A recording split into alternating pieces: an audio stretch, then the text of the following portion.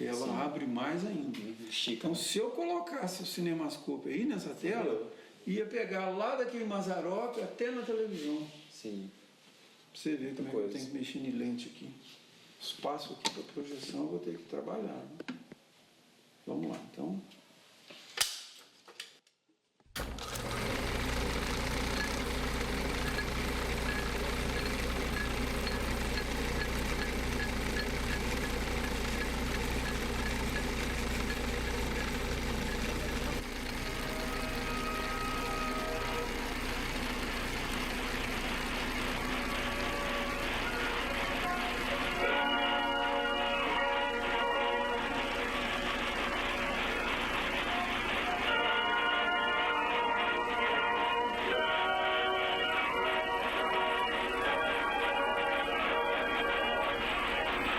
Itajubá é uma das grandes cidades mineiras.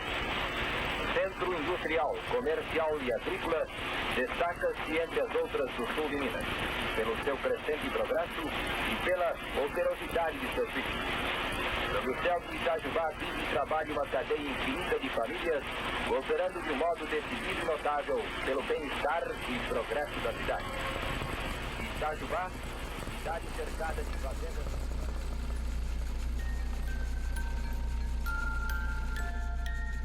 Quando eu nasci, Itajubá era conhecida como a princesa de Minas Gerais. Depois saiu a princesa e entrou a cidade universitária. Depois da cidade universitária, ficou um vazio. Um vazio cultural, um vazio de memória.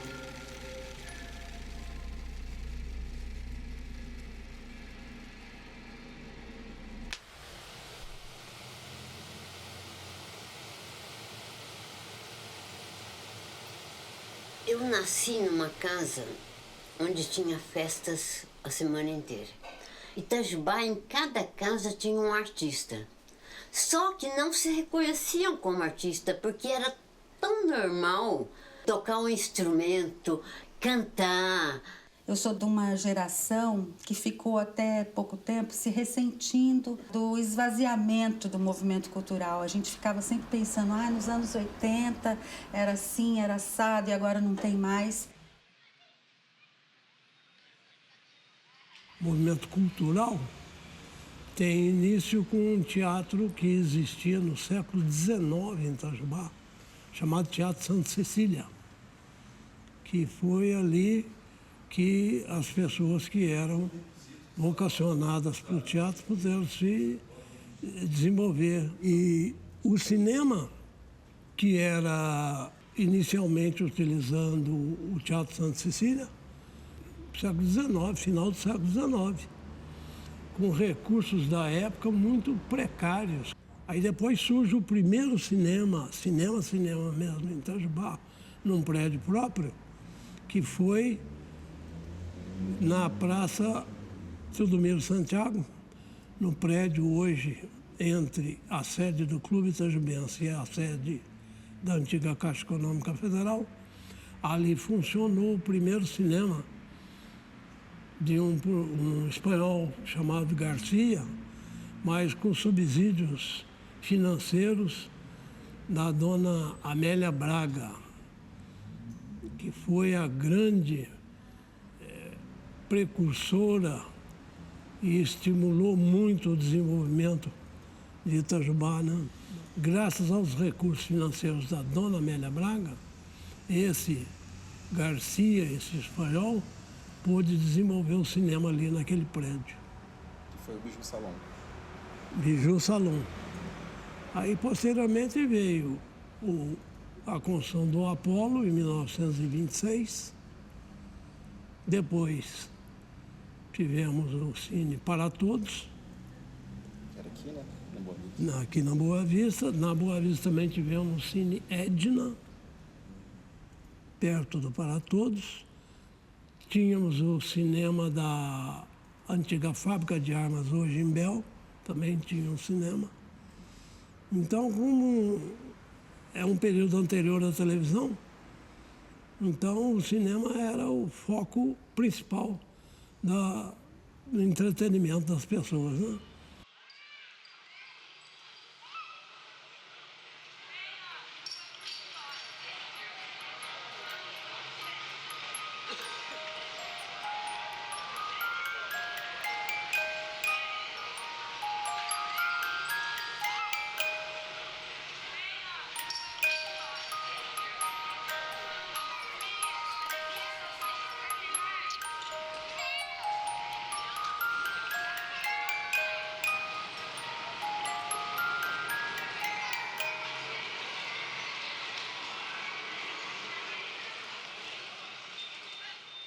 O Apolo era muito grande, né? O Apolo cabia muita gente. O Cine Apolo, quando ele foi construído em 1926, seu proprietário era Eulálio Pinto, era a melhor casa de cinema de todo o sul de Minas. Nenhuma outra cidade tinha uma casa com a grandiosidade do Apolo. O palco, o tamanho do palco para apresentação de teatro. Eu me lembro que ele era assim meio solene, assim, né? Tinha camarote, era tipo teatro antigo. O Apolo era muito visitado também pelas pessoas das cidades vizinhas, porque aqui tinha cinema. O Apolo era um centro cultural. O primeiro prédio construído de concreto armado em Minas, o teatro com a segunda melhor acústica do Brasil, perdendo só para o Teatro Amazonas. Por isso que a gente brigou muito para que ele não fosse destruído. Meus familiares, meus irmãos, todos nós crescemos com esse hábito da frequência ao cinema, né? A nossa cultura cinematográfica se desenvolveu em cima do cinema americano.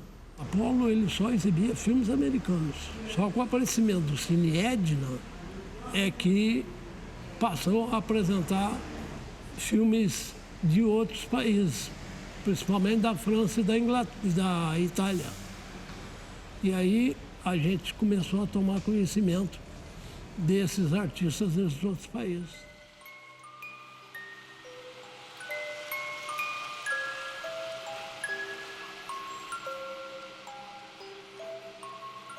Eu conheci o cinema com 5 anos de idade, no início dos anos 50. E era um cinema que tinha aqui na Boa Vista.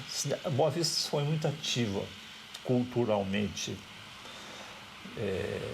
Talvez seja o bairro mais que mexeu com as pessoas, né?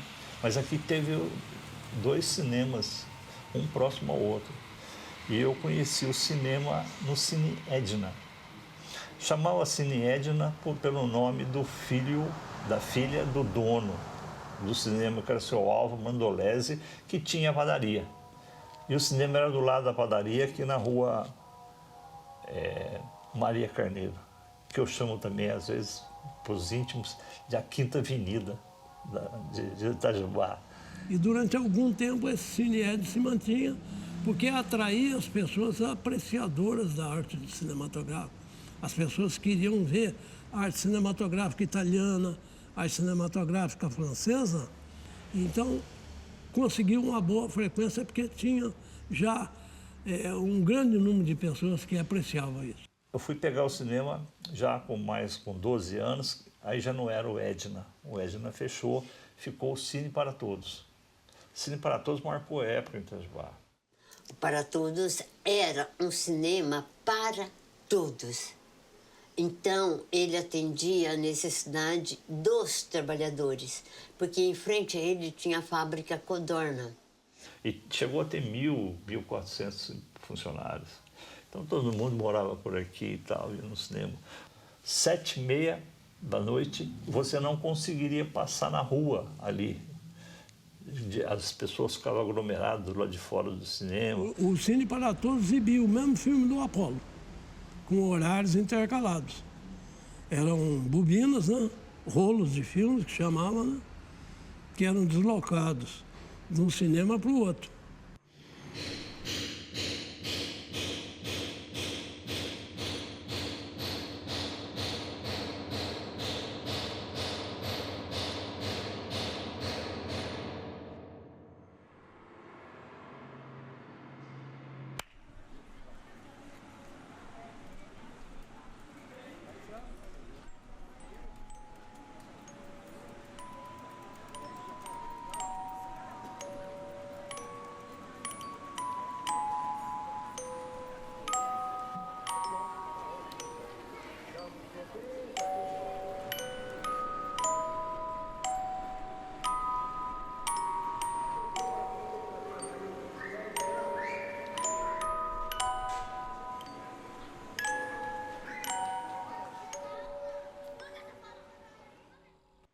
já não existia mais o proprietário Eulalio Pinto, que foi substituído pelo seu filho Ailton Renault Pinto.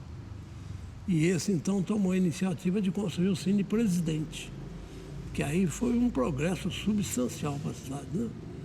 O aparecimento do Cine Presidente foi um marco, né?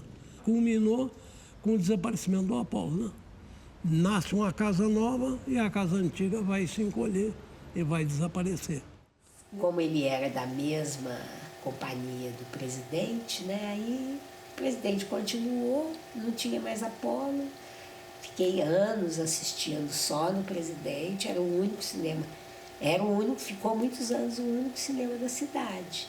Ele tinha pintura nas paredes, uma pintura, cenas brasileiras. Tinha uma Anchieta, tinha um cafezal. Eu só sentava do lado esquerdo do cinema, então eu tenho muita lembrança das pinturas do lado esquerdo. Era Brasília, Rio Grande do Sul e Minas Gerais. E o fato dele ser no centro da cidade, sei lá, tinha uma aura diferente, eu não sei, sabe? O Cine Presidente tinha público a semana toda. Por quê? Uma coisa que mudou a cultura de Itajubá demais. A escola de engenharia era no centro da cidade. Funcionava ali ao lado da igreja matriz. Então, tinha 100 alunos por turma. São 5 anos, então tinha 500 jovens ali circulando no centro da cidade. Então, se discutia muito política, se discutia muito cultura. Aquilo ali era... O Itajubá falava o que os estudantes estão pensando, o que virou essa ideia. Meu tio Victor Renault, ele tinha uma oficina de fazer faixas, letrista, né, que eu acho que chama. E ele era, por muitos anos, o responsável por fazer as plaquetas. Quando eu lembro do cinema, eu já lembro a fachada dele com aqueles cartazes, com aquelas plaquetinhas que eles iam colocando, e eu via produzir aquilo, né, porque era em frente à minha casa. Tem um pedacinho dessa memória dentro do Cineclube Itajubá, né, que o Ricardo, dono do Cineclube Itajubá, herdou, né, um pedacinho, e por isso eu gosto tanto daquele cineclube, né? Eu acho que entrar ali é meio que dar voltar nesse tempo, sabe? Nesse tempo delicioso do Cine Presidente, né? Uhum. E porque as cadeiras são de lá, né?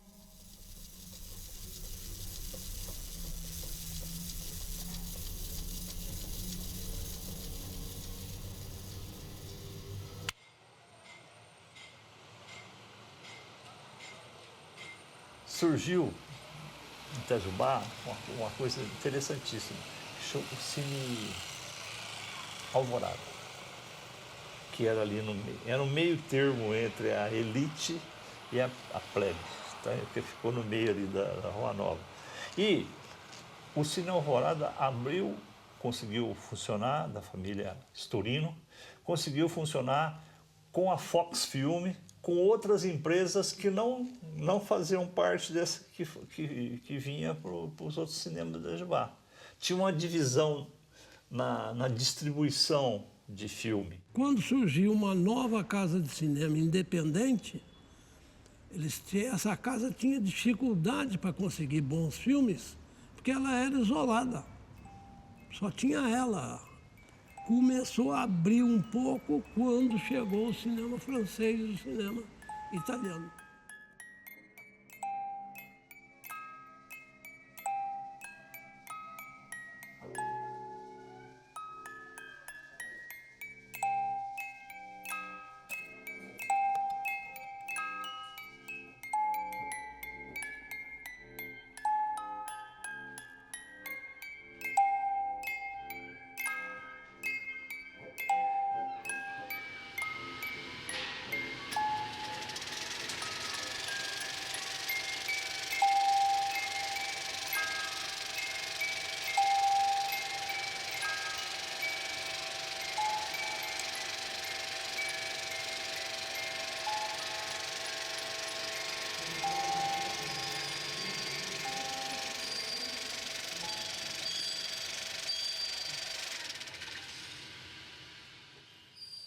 uma máquina aqui e a outra aqui.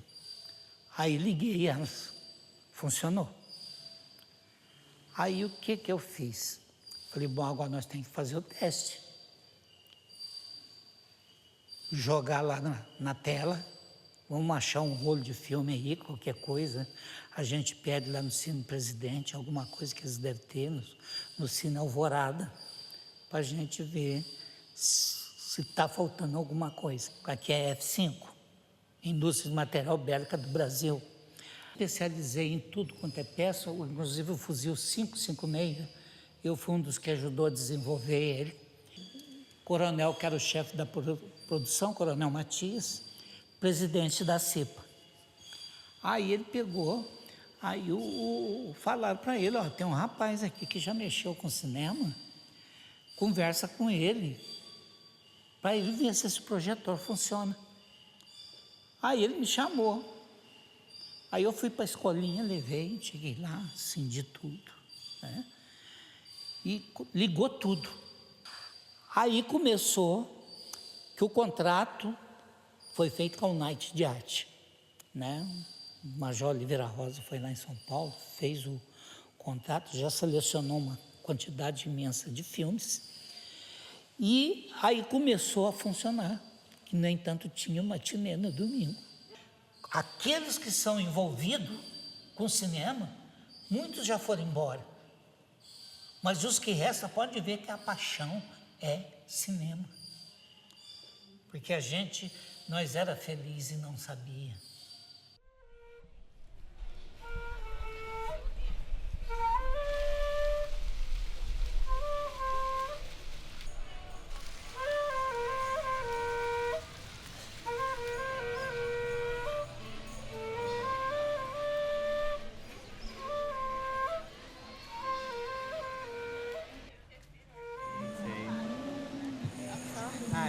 Eu já ouvi, tipo, menção, assim, de cinema, mas nunca vi foto. O que você viu falar? Principalmente da minha mãe e do meu pai, que geralmente, tipo, foi quando estreou o Titanic, né? Que aí encheu todo o cinema. Assim. Foi a única história que eu ouvi desse cinema. Mas eu fui muitas vezes, fui sozinha. Quando não tinha ninguém pra ir junto, eu ia. Já fui com turma, já saí do cinema chorando. Qual foi o primeiro filme que você viu no cinema? Acho que foi os 10 Mandamentos. Os 10 Mandamentos? Primeiro que lançou, bem antigão mesmo. É mesmo? Foi. Há muitos anos, era pequenininho. Já tinha uns 14. Era um mini Renato. Mini Renato. Já tinha uns 13 anos, mais ou menos. 12, 13 anos. Era meninão. Alvorada aqui. Nossa, era gostoso, época boa. Pipoquinha. Nossa. Bilheteria. As bilheterias. E você entrava aqui assim, tinha uma escadaria. Aí depois você entrava porque o cinema era assim. Era inclinado, Era né? inclinado justamente porque está aqui, não fica na frente. Está na frente. Então o de trás sempre estava um pouquinho mais cima do coisa. Mas era uma delícia, Cine Presidente. Um ano que passava nessa época. Né? E muito Bang Bang. Na época do John Wayne, aquele que foi presidente dos Estados Unidos lá, o Donald Reagan, né? Foi presidente dos Estados Unidos. Ele fazia filme de Bang Bang. Então eu sou da época de Marcelo Mastroianni, Sofia Loren, Brigitte Bardot. Tinha 12 anos, né? E era próprio até 18, mas aí a gente entrava pela porta de trás, né? Enquanto ele abria ali.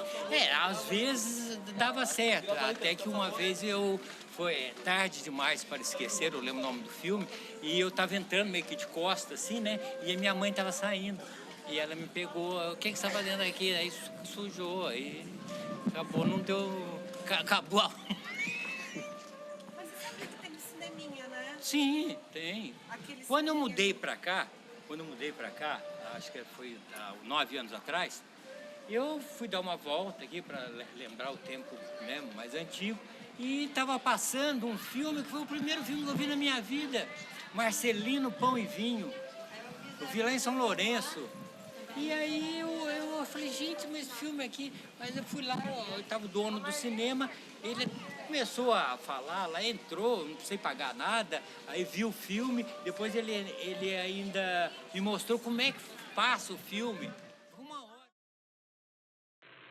Depois de alguns anos de muitas dificuldades, finalmente Itajubá ganha um cinema, o Cine Clube Itajubá, que é a Sala Leila Ramos de Cinema. Para falar sobre esse assunto, está aqui de volta o doutor Ricardo. Bem-vindo de volta. Agora é para valer. Agora é para valer. O Ricardo, vamos recapitular para as pessoas como é que nasceu essa ideia. Ah, sim. A ideia nasceu com o apoio dos meninos lá do teatro, né?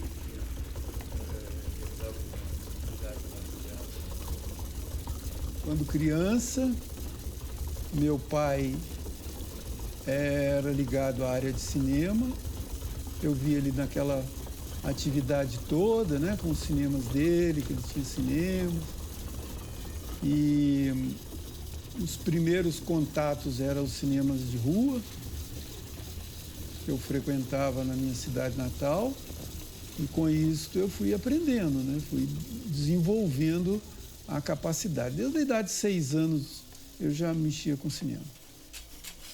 Quando a gente começou o trabalho de construção do espaço, o Cine Presidente estava fechando.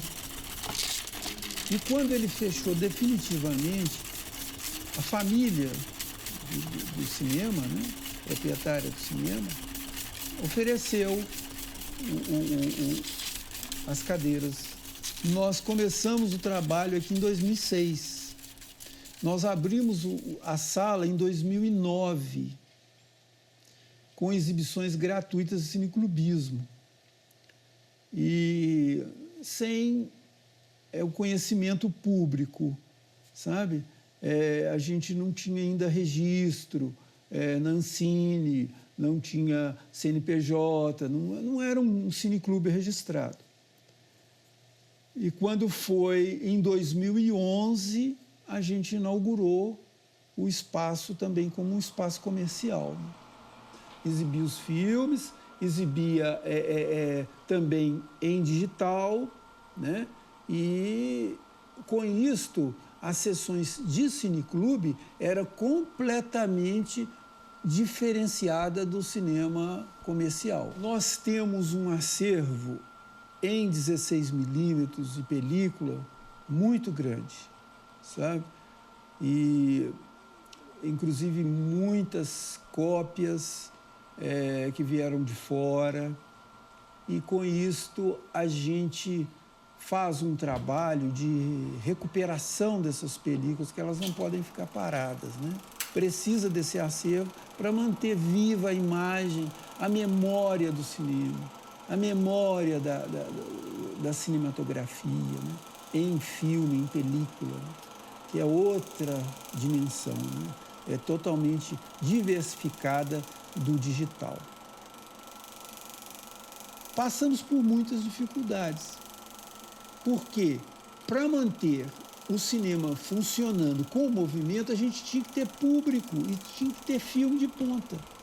E, para isso acontecer, uma sala pequena, num lugar pequeno também, eu tive que tirar das tripas ao coração, né? Fazer isso tudo para conseguir manter o cinema vivo. Minha vida pessoal, eu tive uma série de transtornos, foi muito conturbada, né? E tudo por causa do Cineclube Itajubá, né? Porque eu abracei a causa, né?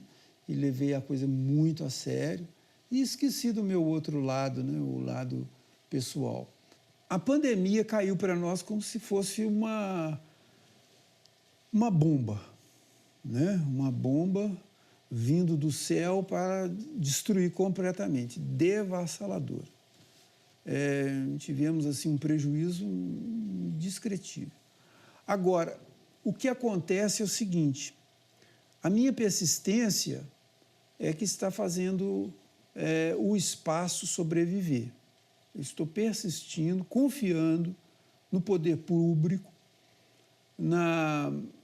nos amigos, para que a gente possa retomar as atividades.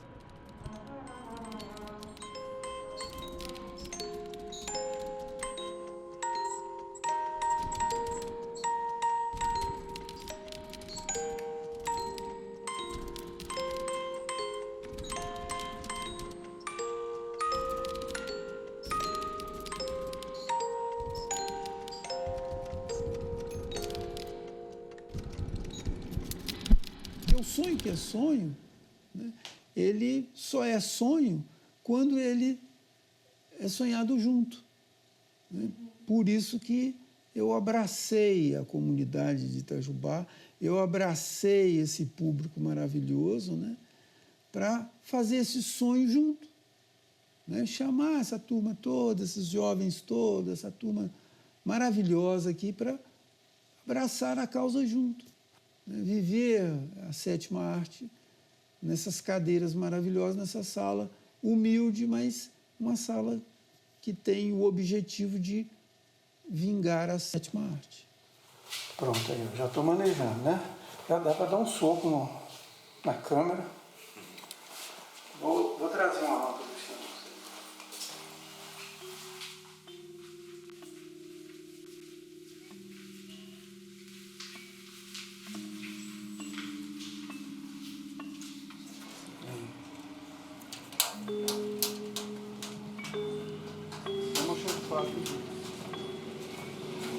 Olha a diferença de tamanho dela, tá vendo? O que a gente usa.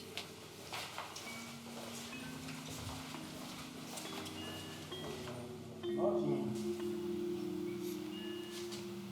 Um lado é positivo, o outro lado é negativo. Esse lado da minha mão direita é o negativo e esse lado aqui é o positivo.